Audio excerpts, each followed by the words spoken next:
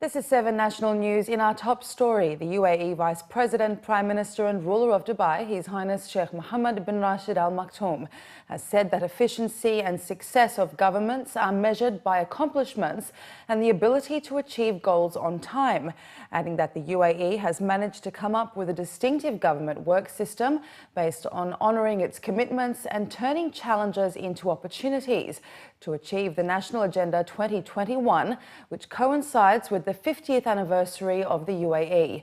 His Highness's remarks came as he attended on Monday at the Union Museum in Dubai, an event organised by the government to develop work processes of the 36 executive teams to achieve the National Agenda's objectives, which includes 52 indicators over the next 4 years. His Highness also attended the signing ceremony of the National Agenda charters by ministers. His Highness was briefed about the progress and the results of their projects, and 96 new initiatives were unveiled with the aim of achieving the national agenda with a focus on integrating the efforts of local and federal entities.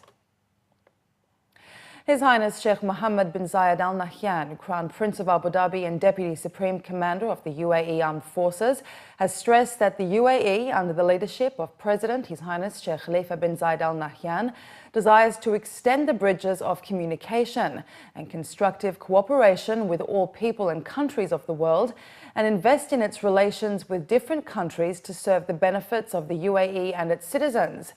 During a reception of ambassadors and heads of overseas UAE delegations at the Qasr Al Bahr Palace, His Highness said that this cooperation is based on high goals and principles, whose foundations were set by the founder, Sheikh Zayed bin Sultan Al Nahyan, based on tolerance, humanitarian coexistence, and supporting regional and international peace, security and stability. His Highness praised the important role played by the country's ambassadors and its overseas representatives in serving the UAE and providing services for its citizens in their respective countries. His Highness called on the ambassadors and members of Emirati diplomatic delegations to double their effort and work to strengthen the positive image of the UAE around the world, while spreading its message and values that encourage tolerance and coexistence as foundations for achieving stability and development. The Khalifa bin Zayed Al Nahyan Foundation has received a financial donation of 1 million dirhams from Emirates Islamic Bank in support of its national development and relief programs. The bank's donation is in line with the Year of Giving initiative, which encourages the private sector to join in partnership and cooperation with humanitarian institutions.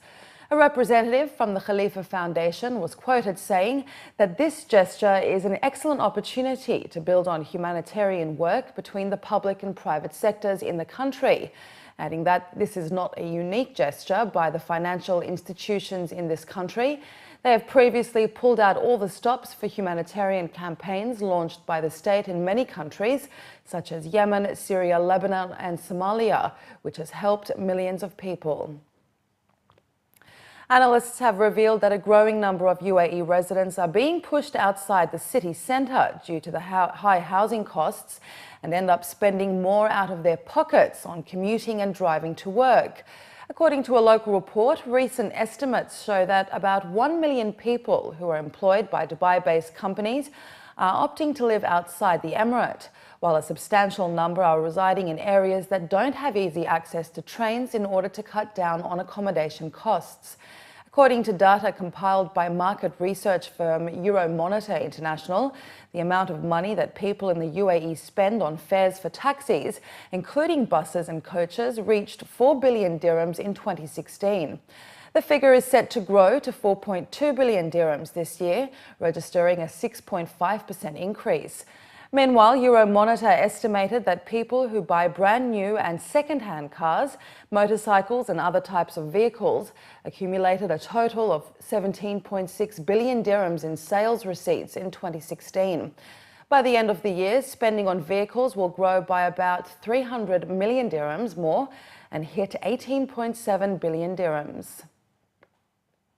And more than 16,000 motorists were fined by Dubai police for using phones while driving in the first 3 months of this year.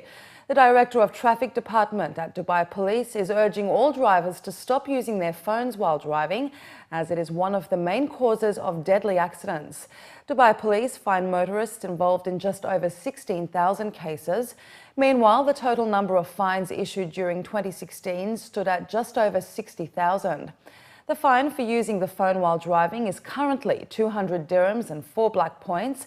But under new regulations that come into effect on July 1st, using a phone, applying makeup or eating while driving will invite an 800 dirham fine and 4 black points.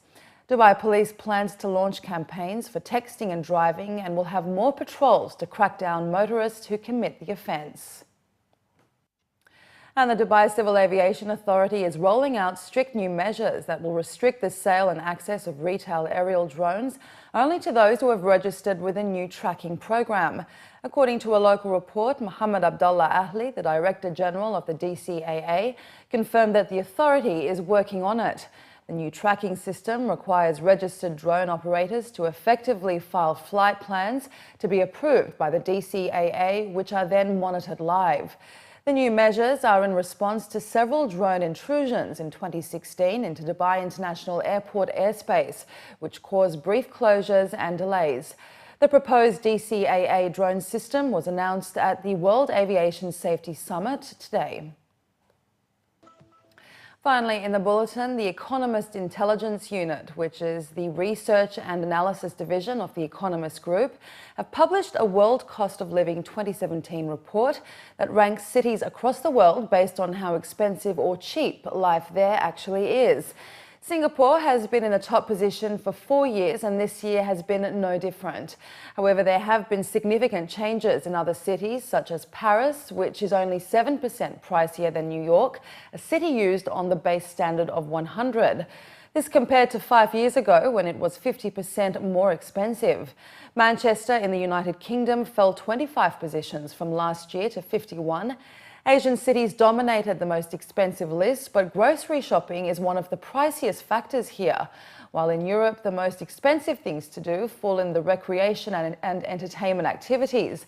India has 3 of its major cities in the cheapest rankings, which is largely attributed to the population numbers and income inequality.